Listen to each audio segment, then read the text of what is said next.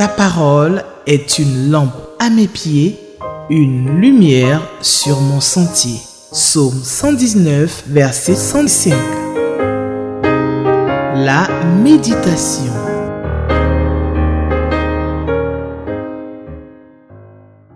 Shalom, shalom, chers frères et sœurs, que le nom du Seigneur soit béni. C'est avec beaucoup de joie que je suis là et je bénis le Seigneur qui nous donne cette opportunité de nous retrouver jour après jour pour ce temps merveilleux de méditation, ce temps au pied du Seigneur. Que Dieu vous bénisse, que Dieu nous bénisse ensemble, qu'il nous comble de sa grâce et qu'il nous donne encore sa bénédiction. Parce que se retrouver autour de la parole de Dieu, c'est la plus grande bénédiction que nous puissions avoir. Le temps d'entendre la voix de Dieu, le temps de nous enrichir spirituellement, le temps d'écouter les orientations de notre Père, de notre Créateur, c'est un temps de grâce et de bénédiction. Que le nom du Seigneur soit béni et qu'il vous bénisse pour votre fidélité à cette émission. Je sais que vous êtes avec ceux qui passent les autres jours, parce que nous sommes toute une bonne équipe et je vous crois certainement fidèles. Et je vous encourage toujours à inviter d'autres personnes à être avec vous, à vivre ce temps de méditation de la parole du Seigneur sur Espérance TV, cette chaîne de grâce et de bénédiction que le Seigneur nous a donnée. Merci d'être avec nous. Et nous voulons donc, avant de commencer ce moment de méditation, nous allons prier et confier ce temps entre les mains de notre Dieu pour que lui-même s'adresse à nos cœurs. Prions le Seigneur. Père Céleste, nous te rendons toute la gloire, nous te bénissons, nous t'exaltons. Parce que Seigneur, tu nous fais la grâce de nous retrouver jour après jour en ta présence, autour de ta parole. Nous te prions, Seigneur, de nous parler, nous te prions de nous instruire, nous te prions de nous conduire. Permets que ta parole ne tombe pas, Seigneur, dans une terre rocailleuse. Seigneur, que cette parole tombe dans de bonnes terres et qu'elle porte du fruit et que nos vies en soient transformées. Gloire à toi, Seigneur, nous te prions au nom de Jésus. Amen. Merci beaucoup. Nous allons donc prendre la parole du Seigneur et le texte de notre méditation de ce jour est 1 Timothée chapitre 2. Nous allons lire les versets 1 au verset 15, donc c'est tout le chapitre. Et je vais faire la lecture dans la version 8 secondes, donc sentez-vous libre de prendre la version qui vous sied le mieux. Et nous allons lire la parole du Seigneur. 1 Timothée chapitre 2. J'exhorte donc, avant toute chose, à faire des prières, des supplications, des requêtes, des actions de grâce pour tous les hommes, pour les rois et pour tous ceux qui sont élevés en dignité, afin que nous menions une vie paisible et tranquille en toute piété et honnêteté. Cela est bon et agréable devant Dieu notre Sauveur, qui veut que tous les hommes soient sauvés et parviennent à la connaissance de la vérité. Car il y a un seul Dieu et aussi un seul médiateur entre Dieu et les hommes, Jésus-Christ homme, qui s'est donné lui-même en rançon pour tous. C'est là le témoignage rendu en son propre temps et pour lequel j'ai été établi prédicateur et apôtre. Je dis la vérité, je ne mens pas, chargé d'instruire les païens dans la foi et la vérité. Je veux donc que les hommes prient en tout lieu, en élevant les mains pures, sans colère ni mauvaise pensée. Je veux aussi que les femmes vêtues d'une manière décente, avec pudeur et modestie, ne se parent ni de tresses, ni d'or, ni de perles, ni d'habits somptueux, mais qu'elles se parent de bonnes œuvres, comme il convient à des femmes qui font profession de servir Dieu. Que la femme écoute l'instruction en silence, avec une entière soumission. je ne permets pas à la femme d'enseigner ni de prendre de l'autorité sur l'homme, mais elle doit demeurer dans le silence. Car Adam a été formé le premier, Ève ensuite. Et ce n'est pas Adam qui a été séduit, c'est la femme qui, séduite, s'est rendue coupable de transgression.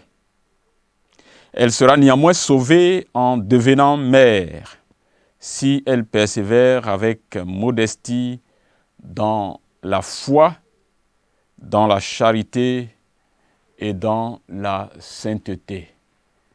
Jusqu'ici, notre lecture.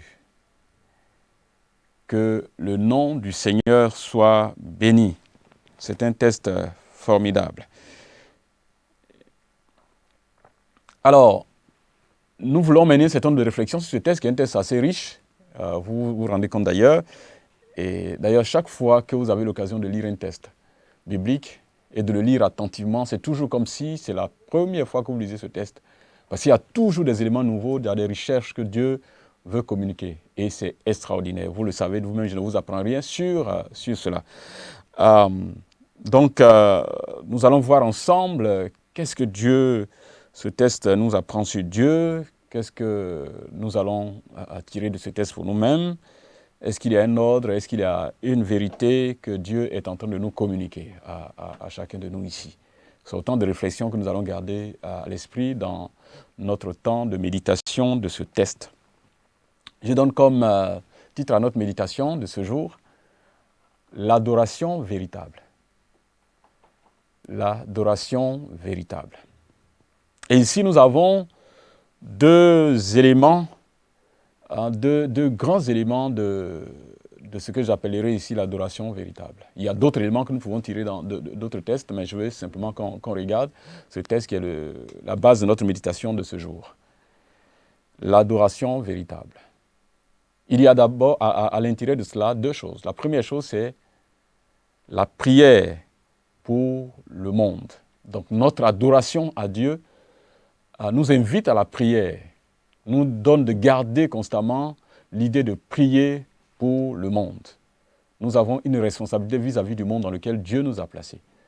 Donc la prière pour le monde, comme faisant partie, comme une composante majeure de notre adoration. Et puis, l'autre élément, c'est la décence dans notre vie, donc la vie de décence, qui touche donc à la moralité, à notre vie morale, à notre conscience, à notre manière de nous conduire dans la société. Donc, la prière pour le monde, notre conduite dans la société, en particulier la décence, une vie de décence. Revenons donc à la première partie de notre texte, donc qui parle des versets 1 jusqu'au verset 8, et qui s'étale dans cette partie, l'apôtre Paul s'étend sur la prière.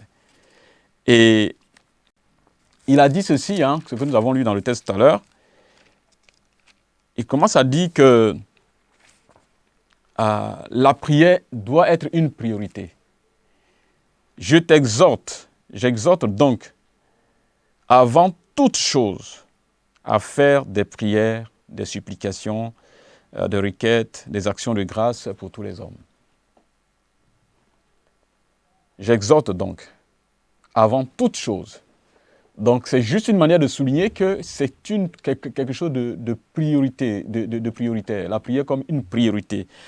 La prière pas comme une option, mais c'est quelque chose qui doit être présente, indispensable à la vie d'un enfant de Dieu, de tout serviteur de Dieu.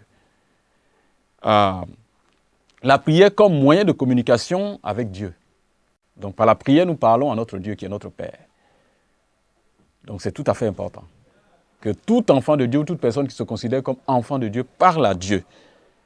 Mais la prière aussi comme moyen de communion. C'est l'expression de notre relation avec notre Père. Nous marchons avec notre Père, nous avons une relation avec notre Père. Et cette relation s'exprime sous différentes formes.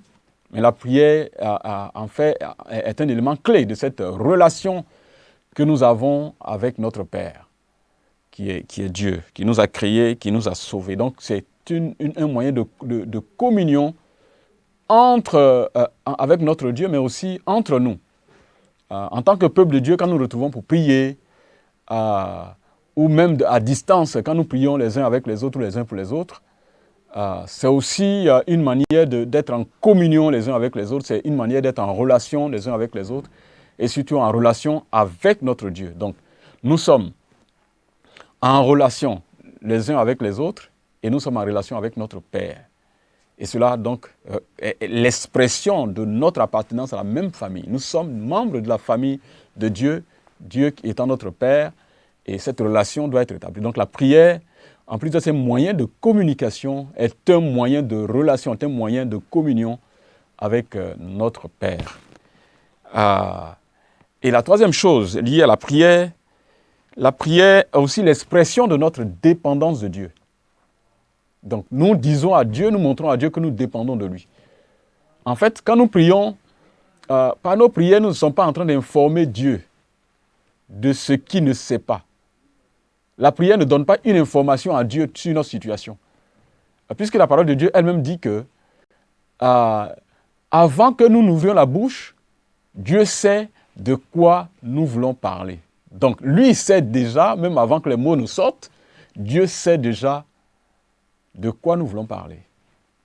Donc, nos prières n'informent pas Dieu, mais nos prières expriment notre dépendance de Dieu.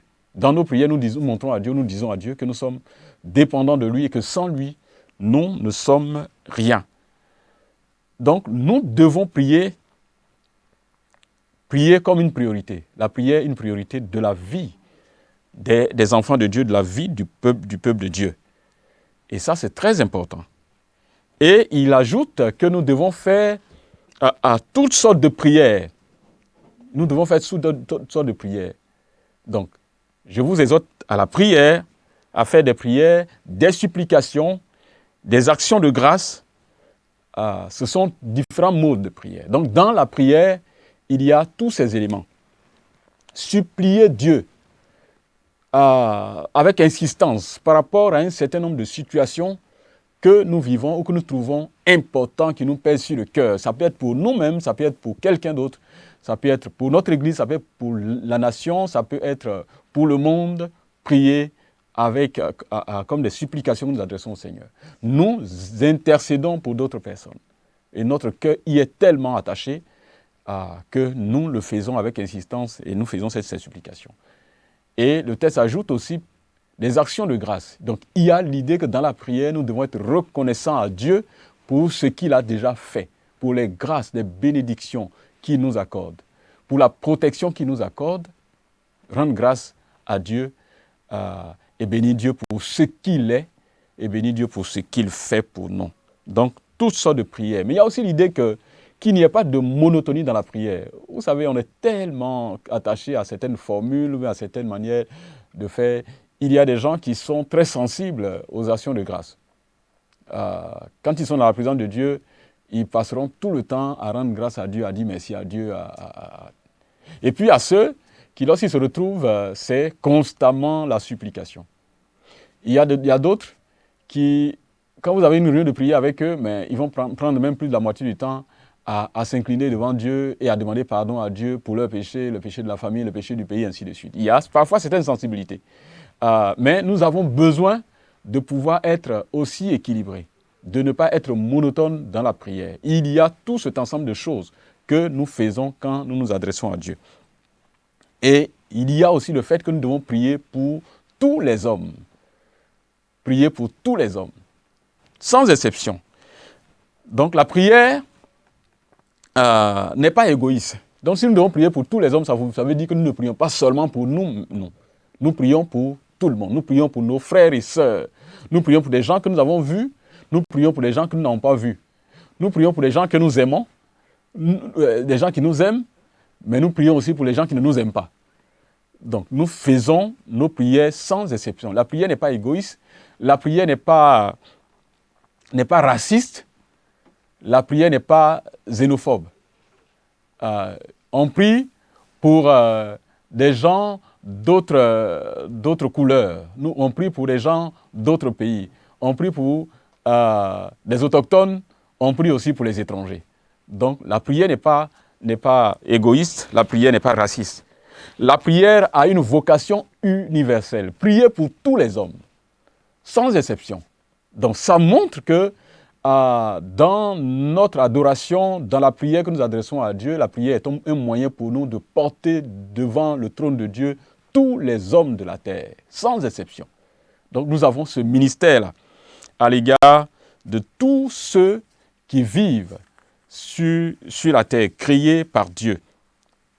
Et prier en particulier, ce que l'apôtre Paul a dit ici, c'est de prier en particulier pour les personnes qui sont élevées en dignité dans notre société. Les rois, les présidents, les ministres, les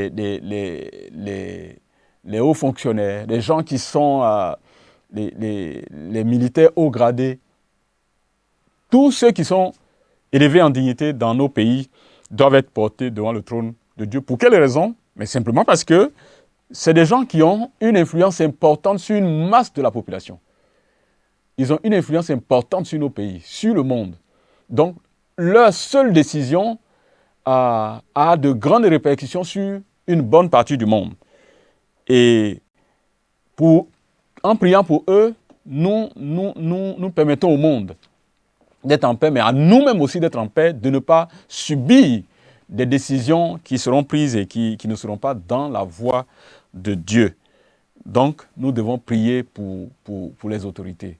On ne prie pas pour les autorités dans l'intention d'avoir un gain matériel derrière, pour récupérer quelque chose de façon matérielle derrière. Quelquefois, les contacts avec les autorités, des gens élevés en dignité, c'est juste pour avoir une dividende, pour avoir de l'argent, et parfois c'est l'intention derrière le contact qu'on a avec de telles personnes. Non, prier pour le monde, prier pour les gens qui sont élevés en dignité, c'est pour que Dieu les aide à pouvoir prendre de bonnes décisions qui n'influenceraient pas négativement le monde. Donc nous devons prier pour ça à cause de leur influence, mais aussi ils ont besoin de Dieu, d'être éclairés par Dieu dans le choix. L'une des raisons, c'est que cela plaît à Dieu que nous puissions prier pour tout le monde. C'est une grande responsabilité. Cela plaît à Dieu et cela conduit les hommes aussi sur le seul et vrai chemin qui est Jésus-Christ. C'est ça que le texte dit. Et il insiste aussi que nous devons prier en tout lieu. Ça veut dire qu'il n'y a pas un lieu réservé où on doit prier, on prie partout et le Seigneur nous entend. Et je pense que c'est le débat que Jésus a eu justement avec la femme samaritaine qui pense que c'est sur cette montagne qu'on doit adorer Dieu. Et les Juifs disent non, c'est sur cette montagne.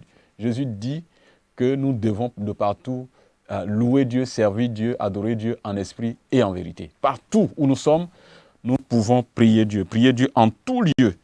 Ça nous interpelle aussi parfois à ce que nous cherchons à donner un caractère spécial à un lieu d'où la prière est tellement spéciale.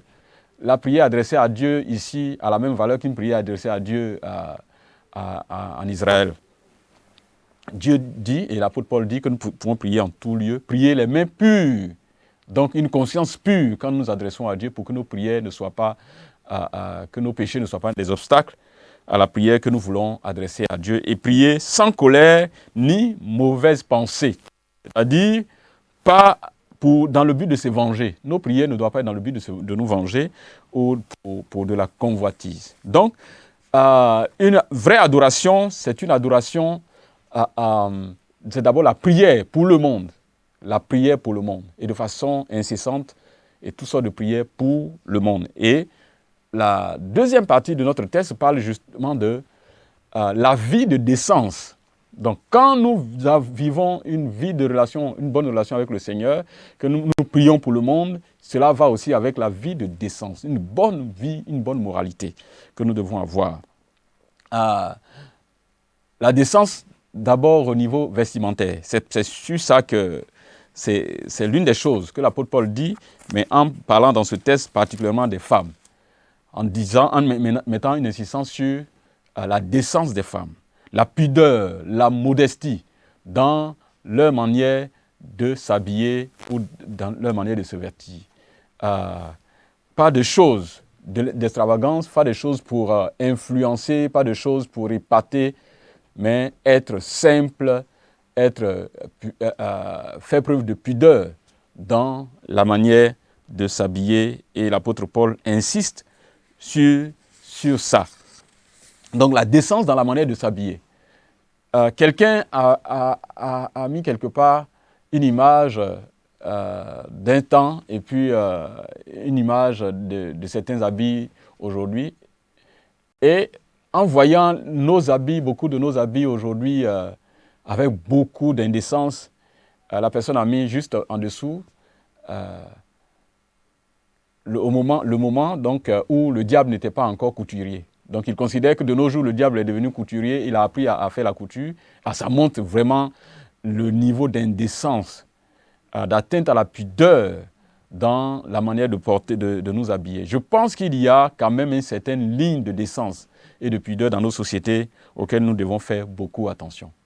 Donc notre foi doit se manifester, notre attachement à Dieu, notre adoration doit aller avec la qualité de notre vie, la qualité morale, le sens de la pudeur. Ça, c'est très important. Et la décence aussi dans la parole, dans la manière de parler. Ici, le texte parle que les femmes ne parlent pas en public, ainsi de suite. Mais il y a aussi, derrière ce que je vois, il y a tout un débat sur cette question. Mais ce que je voulais dire simplement, c'est que nous devons faire attention dans notre manière de parler en public dans l'Assemblée. Ou bien simplement, tout court, ce qui sort de notre bouche. La manière de parler, des mots qui sortent de notre bouche, que ce soit en Assemblée ou n'importe où, peut avoir des conséquences très, très, très graves sur les gens que nous avons autour de nous. Donc, la décence dans notre manière de nous habiller, dans notre manière de nous vêtir, sans orgueil, sans extravagance, mais aussi la décence dans notre manière de parler, c'est aussi une manière pour nous d'adorer Dieu. Adorer Dieu par nos prières en faveur du monde, adorer Dieu par la qualité de notre vie, la décence dont nous faisons preuve dans tous les aspects de notre vie. Je pense que c'est ça que le Seigneur est en train de nous dire et c'est un message fort, la vérité que le Seigneur nous communique aujourd'hui que nous devons garder. Prier pour le monde, c'est une responsabilité pour permettre au monde de rencontrer Christ, mais aussi vivre une vie de décence qui honore le Seigneur. Que Dieu nous bénisse, nous allons prier.